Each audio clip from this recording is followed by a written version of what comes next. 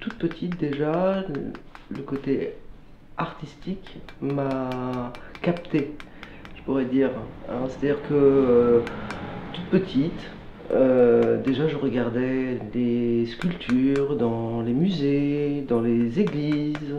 Ça me fascinait, tant la pierre que le vitrail. Donc je suis arrivé à l'art il y a à peu près une vingtaine d'années. En fin de compte, je suis arrivé un peu par hasard et pas en même temps. C'est-à-dire que au départ, j'étais quand même dans la danse, dans le mime. Un accident est arrivé et en fin de compte, c'est à partir de cet accident qu'est arrivée la sculpture.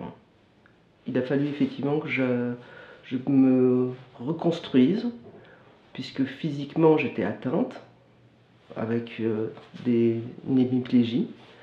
Tout le côté gauche était abîmé. Et il a fallu effectivement, à un moment donné, que ça fasse déclic chez moi, sachant que la danse était terminée. Il fallait que j'essaye de trouver un moyen. Et la pierre s'est imposée à moi, puisque mes parents restauraient un couvent. Donc là, j'ai pris une pierre, j'ai pris un burin, j'ai essayé de faire quelque chose. Et là, il s'est passé un déclic, tant physique que mental. Et la sculpture est arrivée. La pierre par elle-même donc m'a attiré dès le départ. Cette confrontation à la pierre, et je pense que c'est lié à ce que j'ai subi.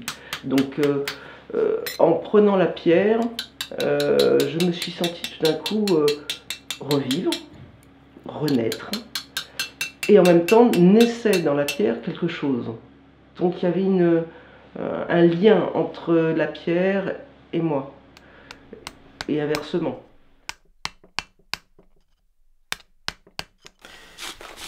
Dans cette pierre, il y a des moments où c'est très dur, des moments où c'est très tendre.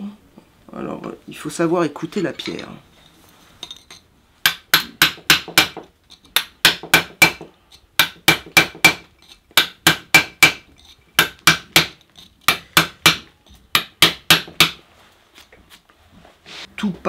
Tout peut partir en une fraction de seconde.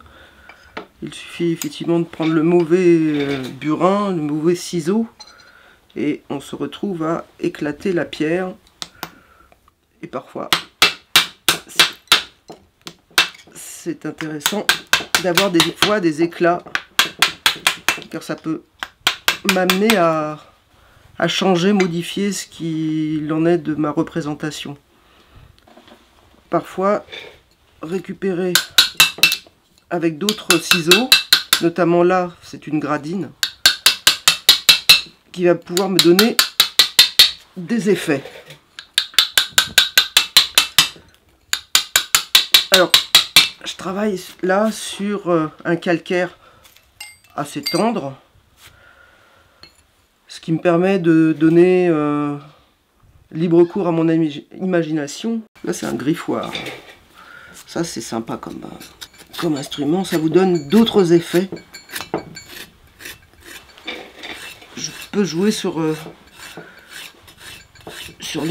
la matière, sur les effets de stries, notamment pour celle-ci. C'est une découverte constante, sans jamais réellement me poser des questions. Qu'est-ce que je vais faire? Qu'est-ce qu'il va y avoir? Il y a quelque chose qui se passe avec la pierre, il y a un langage avec elle.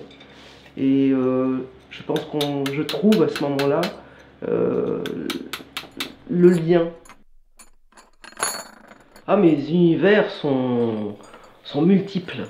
Comme je disais, il y avait le Moyen-Âge, mais il y a aussi mon métissage, donc il y a l'Afrique, il y a les Antilles.